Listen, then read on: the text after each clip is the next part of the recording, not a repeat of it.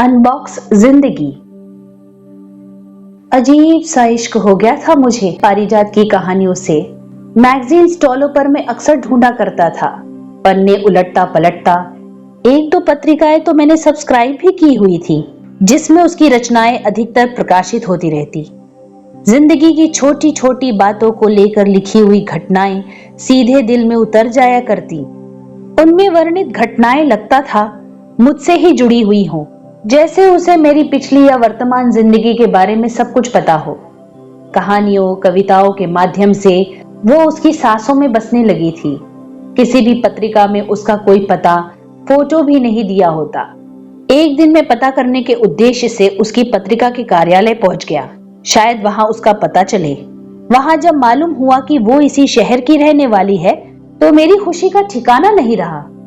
मैंने झट डायरी और पेन निकाला, पता नोट करने लगा।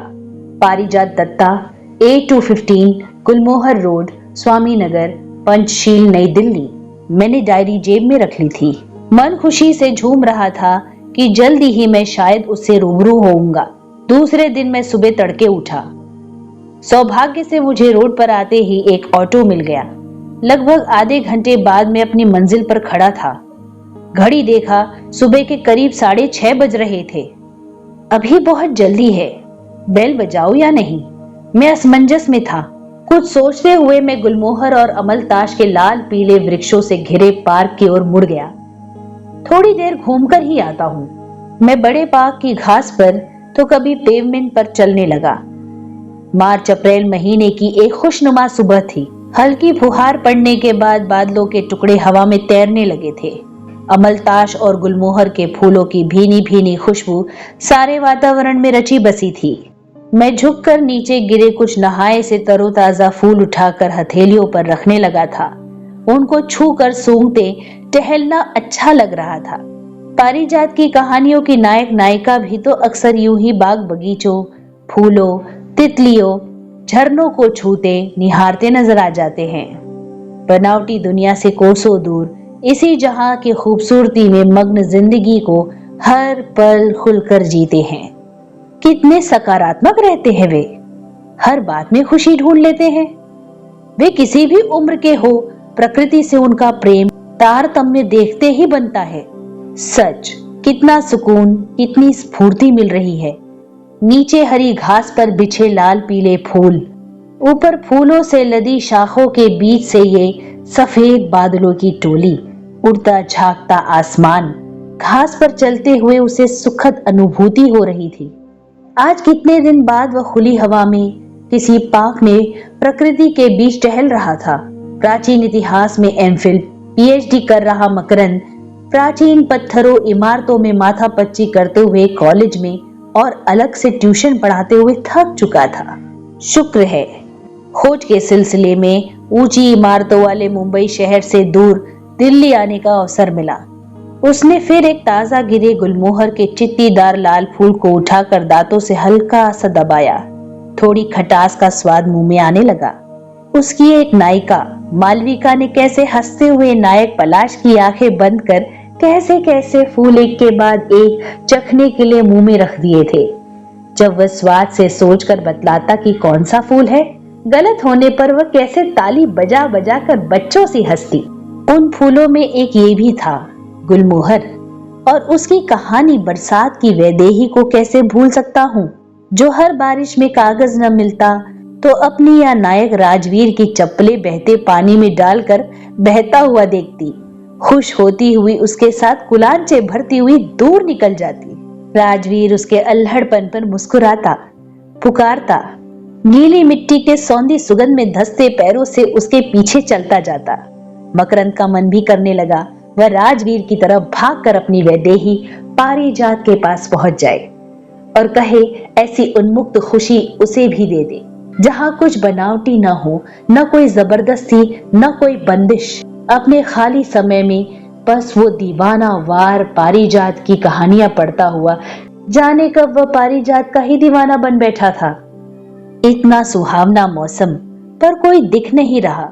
लगता है घरों में दुबके सब संडे मना रहे हैं। सही तो कहती है पारिजात, जिंदगी को हमने खुद ही बॉक्स में बंद कर लिया है। उसी में सांस लेने की आदत हमने डाल ली है। वही रूटीन, कीमती सुविधाओं सामानों से लेस सजा सवरा घर, बढ़िया खाना, म्यूजिक, वीडियो, दोस्त, हर दवा भी उंगलियों पर।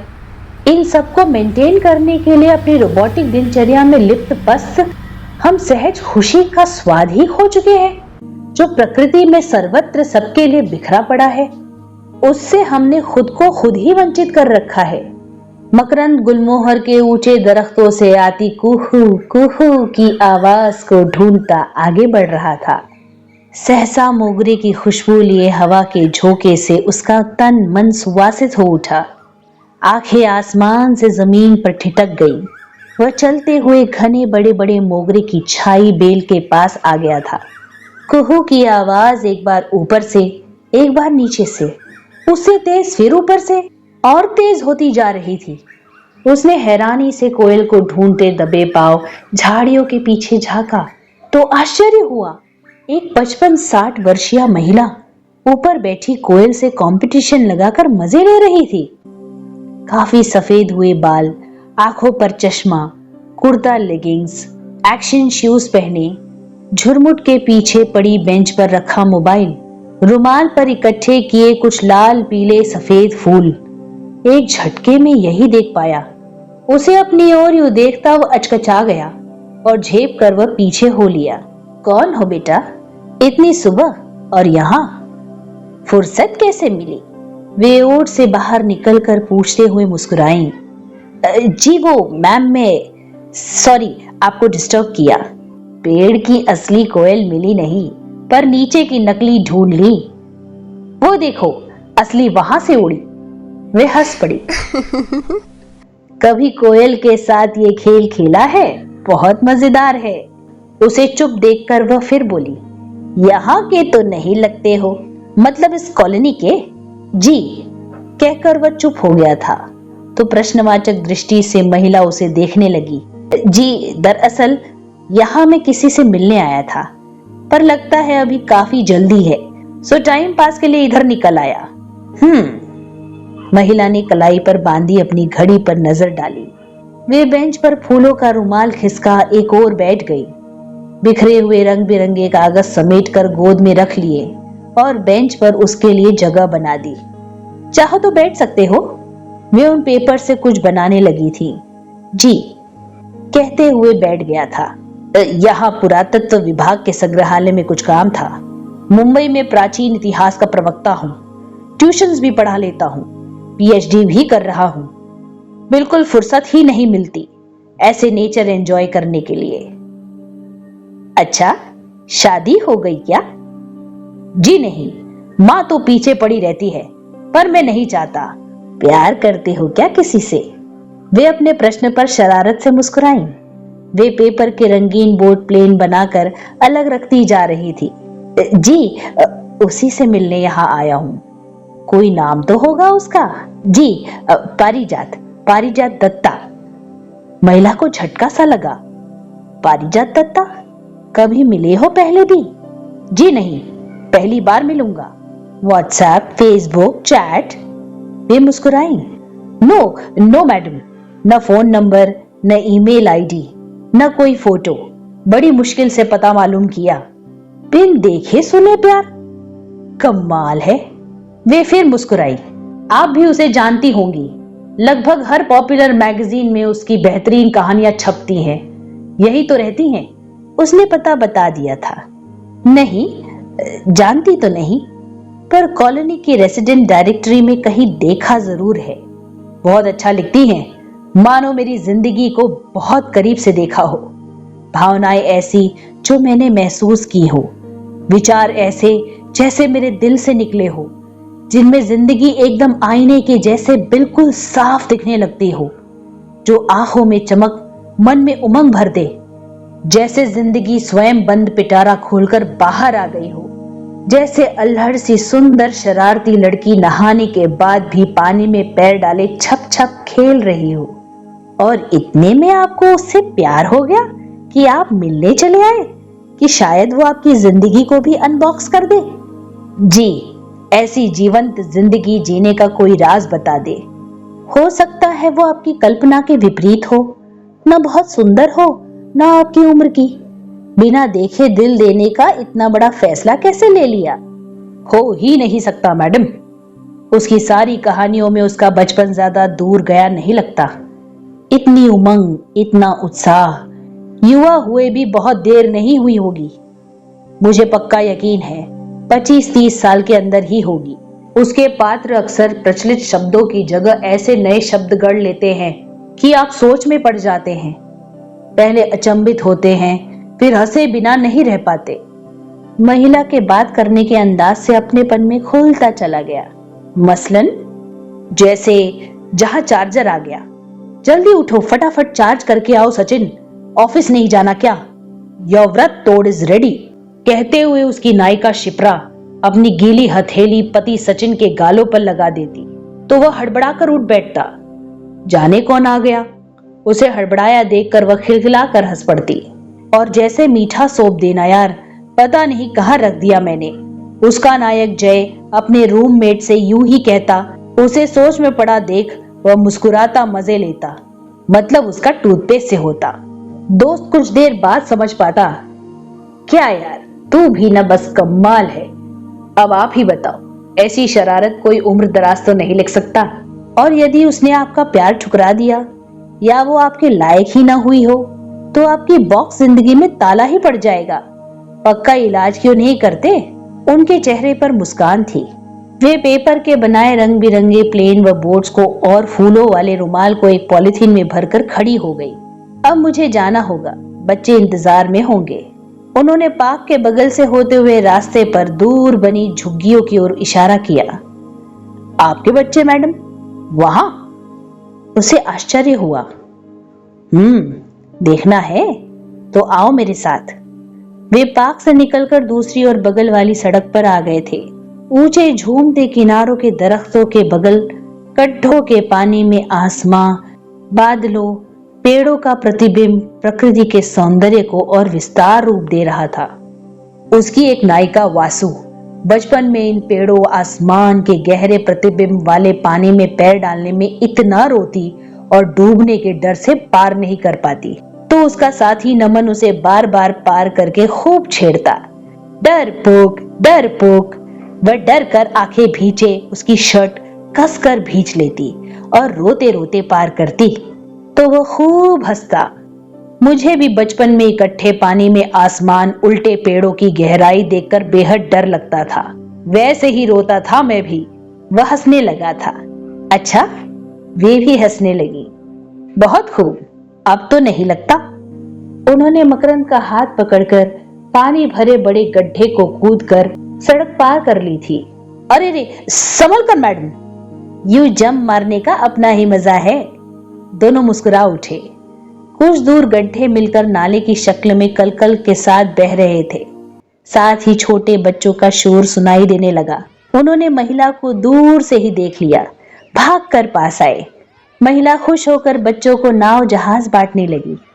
फिर एक एक फूल उनकी नाव पर रख उन सभी के मुंह में एक एक टॉफी डालने लगी। आंटी हमें दो, हमें। बच्चे खुश होकर चीख रहे थे और वे भी हाँ हाँ कहते हुए खुश हो रही थी। प्लास्टिक, ढक्कन, डंडी की जगह अब सब पानी में बहती अपनी फूलों वाली नाव के पीछे भाग रहे थे। कुछ की नाव खुल गई थी। वो कागज ला उनसे बनाना सीखने लगे। कुछ कल के सिखाए अक्षरों को भीगे बालू के टीले पर लिखकर उसे दिखाने ले आए। वे एक पत्थर पर बैठ सब चेक कर रही थी। मनोयोग से खुश होकर उन्हें कुछ सिखा रही थी। कुछ बच्चों ने मकरंद को भी पकड़ लिया। वह उनकी खुल गई नावों को याद करके सही करने लगा। पहले कितना बनाया करता था, आज कितने सालों बाद उसने कागज का नाव बनाया भी और चलाया भी। कितना रोमांचित हो उठा था। बच्चे उससे कुछ सीख कर लेकर खुशी से भागे तो उसे भी उतनी ही खुशी महसूस हुई। वह भीगी रेत पर डंडी से उन्हें अक्षर, सूरज, फूल बनाकर सिखाने लगा। ऐसा कर उसे बहुत अच्छा अनुभव हो रहा था। उसकी घड़ी पर नजर गई, 8:30। अब चलूंगा मैडम, वक्त का पता ही नहीं चला। आपसे बहुत कुछ सीखने को मिला, शुक्रिया। मिल लो उससे, वरना निकल न जाए कहीं। हाँ जरूर, क्यों नहीं, क्या पता बात बन ही जाए। ऑल द बेस्ट, कहकर वे मुस्कुराई। मकरंद थैंक यू, नमस्ते, बाय कहकर तेज कदमों से उस पते की ओर बढ़ गया। अब सही टाइम है। वह पहुंच गया था, कर्नल एसके दत्ता। उसने धड़कते दिल से डोरबेल बजाई थी। नौकर ने दरवाजा खोला था। किससे मिलना है आपको? पारिजात दत्ता जी से। यही रहती है ना? वह व्हील चेयर पर बैठे सफेद बालों वाले टीवी देखने में मग्न सज्जन को देखते हुए बोला। जी, पर मैडम तो अभी है नहीं, बाहर गई हैं। इतनी सुबह? वह हैरान था। उसने मन में सोचा, अब आने वाली होंगी, आप चाहे तो इंतजार कर सकते हैं। अच्छा। वह बैठने ही वाला था कि नजर दीवार पर लगी आदमकद तस्वीर पर पड़ी तो वह चौंक गया। इसमें तो वही महिला इन सज्जन के साथ मुस्कुरा रही है और दूसरे फ्रेम में लॉन्ग स्कर्ट और फूलों वाली हैट में खूबसूरत लड़की, जिसकी शक्ल उन्हीं महिला से थोड़ी मिल रही थी। इसका मतलब पारिजात उन महिला की ही बेटी है। मैं उनसे क्या क्या बकवास कर गया। उसे अपने पर शर्म और हंसी भी आ रही थी। दिल में आया कि चला ही जाए, बगैर पारिजात से मिले ही। क्या सोचती होंगी वे, उन्होंने बताया भी नहीं। वह संकोच और उधेड़ बुन में बैठ गया। नौकर पानी ले आया था। वह एक सांस में गटक गया। ग्लास ट्रे में वापस रखते हुए उसने नौकर से धीरे से पूछा, ये हैट में पारिजात जी ही है ना? हाँ भैया, मैडम जी ही हैं। एक में अकेले, एक में साहब के साथ। वह धीरे से फुसफुसाया, मैडम मतलब ये मैडम की बेटी नहीं? जी बेटी है ही नहीं तो उसकी फोटो कहां से आएगी? ये तो मैडम की जवानी की फोटो है। मकरंद को जैसे करंट लग गया हो। उसने दांतों के बीच जुबान दबा ली। बहुत बड़ी गलती कर बैठा। वह झटके से उठ खड़ा हुआ। पारिजात दत्ता के आने से पहले वह जल्द से जल्द भाग जाना चाहता था। प्यार का इजहार तो अनजाने ही हो गया गलती से, अब क्या करूं? ऑटोग्राफ नहीं ले सका, इसका अफसोस रहेगा, पर उनसे खुलकर जीवन जीना तो अच्छी तरह सीख लिया। अपनी जिंदगी तो अनजाने ही अनबॉक्स हो गई। वह संतोष और खुशी से मुस्कुरा उठा, फिर उमंग भरे तेज कदमों से बाहर हो लिया।